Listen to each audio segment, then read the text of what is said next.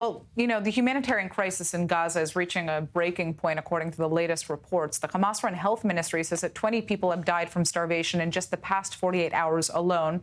They're calling the death toll unprecedented, and this comes as the UN says that over 1,000 Palestinians have been killed trying to access aid, often in chaotic scenes near IDF lines or GHF distribution points. Now, Israel insists it's letting aid in and blames Hamas for hoarding supplies. But no matter who is to blame, images of emaciated children, collapsed doctors, and desperate crowds are certainly disturbing to see. And joining us now is our correspondent Balid Sladeen, along with Arwa Damon. She's a founder and president of INARA, International Network for Aid, and she's also a former war correspondent. So, Balid, I'd like to turn to you first. I think, the question is how extensive the hunger crisis on the ground actually is. From what we know, what are Palestinian civilians saying, and not just Hamas-run health officials? Well, the situation is very, very difficult. It all depends also where you are in the Gaza Strip. If you are in Deir al-Balah in west of Gaza City, for example, in al-Mawasi, then your situation is much better. I guess in the past few months, even we've seen some cafes and restaurants there. There is food, enough food for everyone. But now, of course, with this new offensive in Deir al-Balah, their situation might change as well. But the real dire situation is in Rafah, east of Khan Yunis and Khan Yunis in general, in the north, definitely. These places are places where aid barely gets in. And if they do actually let the aid enter, either by the DHF or the UN agencies, either way, the chaos right there makes it very, very difficult for everyone to get actually enough packages, enough meals to continue their days. So this is the current situation where people even told me that I tried to talk to, and they were like, I don't have energy to actually be able to talk to like sources in Gaza. And they're even telling me that some old people are collapsing on their way because not enough food, because of malnutrition, because of a shortage of medicine. All of that is real, definitely. And Hamas is using this, of course, after all, because of these pictures that we're seeing. They, at least the world, the Western world, think that only because of Israel, the situation is like this. And once Israel agrees to the ceasefire or the current truce, then this is going to be resolved. So this is the current situation in Gaza. It is real after all. Again, definitely depends where you are in the Gaza Strip. Arwa, what is the issue with the existing humanitarian aid distribution mechanisms that are in place right now? We do know that there is aid that exists, but it's not necessarily being distributed to those who need it most. Right. So if we start with the issues that are arising because of the way that this so-called Gaza Humanitarian Foundation has been set up, look, there's a logic as to why aid organizations and the United Nations have 400 distribution sites across all of Gaza. And that is exactly why, if you're going to set up an aid distribution mechanism, the most basic humanitarian logic knows that you do not set this up with 4 hubs for 2.2 million starving people. Add to that, you most definitely do not set up these hubs when individuals are forced to go through a militarized zone. I just recently received a message from a friend of mine in Gaza who had tried to go to one of these areas, and he was describing it as some kind of sordid game where they were amassed in large numbers. They were given a signal to move forward, and then when they moved forward, this entire crowd, mass of people were being shot at. Others who I've spoken to have basically said, as we have been saying all along, that this is not humanitarian aid distribution. This is allowing a large crowd of starving people to have a free fall over supplies that are not even close enough to being sufficient. The same issue underlies what happens on the rare occasion that other organizations' trucks are allowed through. People are starving and they're swarming the trucks. And I would like to dispute this narrative that, Hamas is stealing the aid. Look, humanitarian organizations, all of us who have been on the ground, we've repeatedly said it's not Hamas that's stealing the aid. The large majority of the looting that does take place when weapons are involved happens by armed gangs who operate in the Rafah area. This is the same exact area where Netanyahu recently admitted that Israel, yes, had been arming some of these gangs that operate in that area. And I would add to all of that the European Commission released a report very recently that stated that it had no evidence that Hamas was looting the aid. And if we want to look at what were to happen should the border open, all we have to do is look to what happened during the ceasefire when aid was actually being distributed to people, when there were no incidents of looting. And if the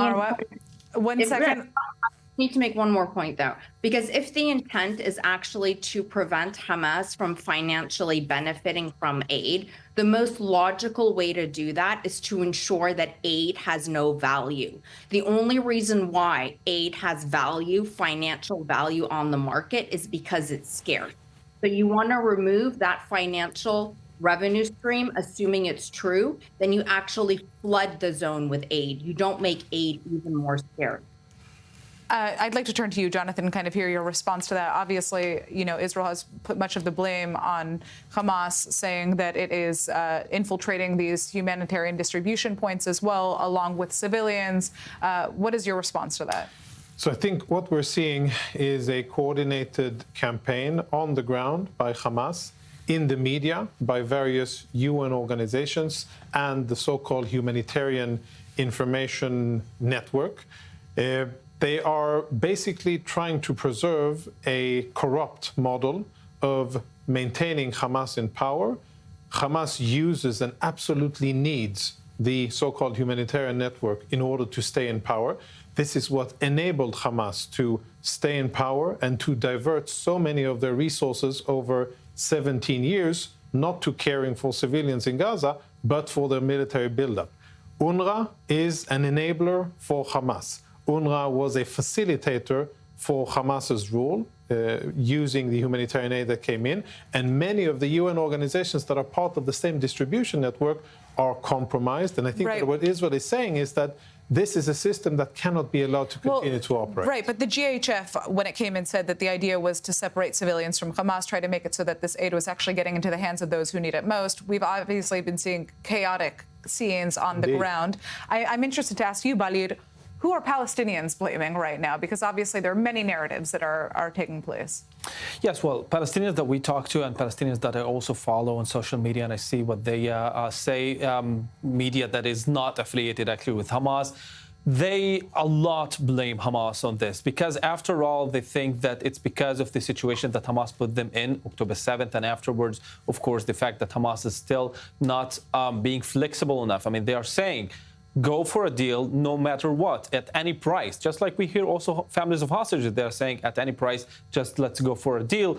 Also, people in Gaza do say the same thing. Now, I guess that people in other areas of the Gaza Strip, areas that are more benefiting from Hamas's rule, have different opinions, definitely. But there is a vast, I would say, majority of Gazans, they think that Hamas is not doing enough for them to actually go back to real life where they can get aid normally and, of course, live each day in a normal way, not like the dire situation that they're in. Arwa, I'd like to turn back to you for a final point here, because unfortunately we have to move on to our next topic. But I'm interested to hear what you think needs to happen right now to change the situation on the ground and ensure that Gazan civilians are getting the aid that they need in this very dire situation. Look, I mean, first of all, do all Gazans want a ceasefire right now, no matter what? Absolutely, yes, 100%. And people there, look, they're very savvy. They are fully aware that there is a lot of blame to go around, but they're also very aware of the fact that, Hamas is not the one that is bombing the areas that they live in, or the, tents that they're sheltering in and places where the IDF told them to go, or the water lines, or impeding access to medical care.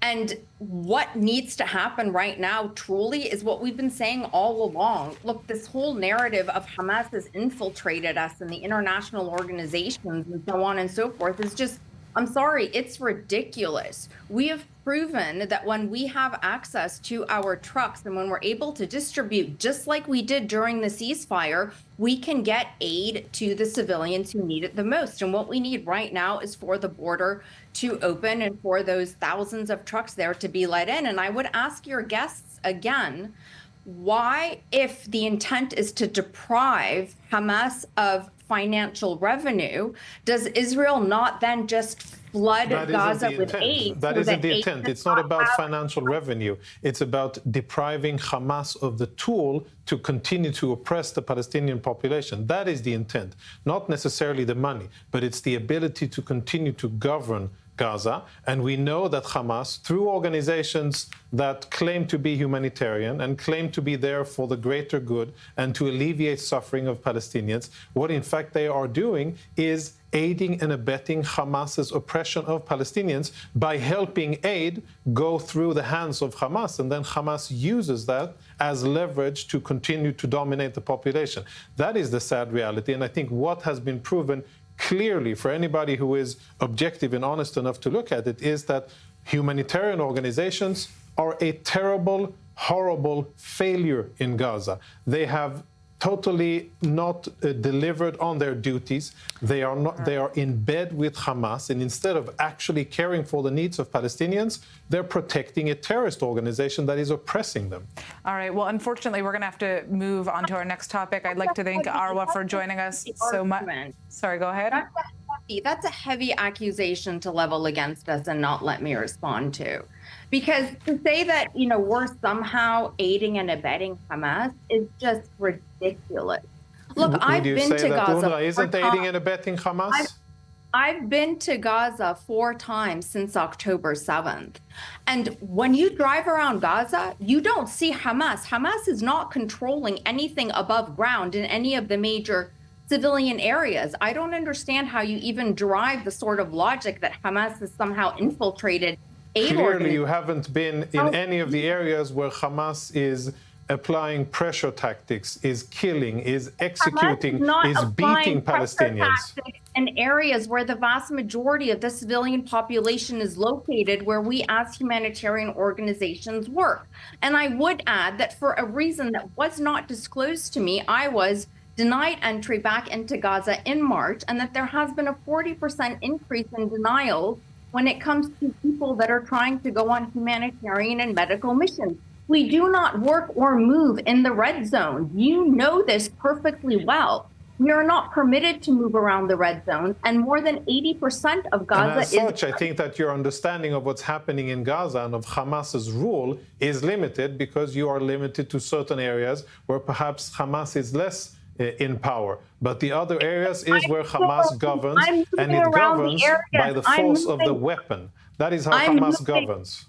Yes, that we're not going to dispute. But I am moving, humanitarian organizations are moving around the areas where the civilian population is concentrated and where the humanitarian aid is being distributed, not the red zone. All right. Well enough.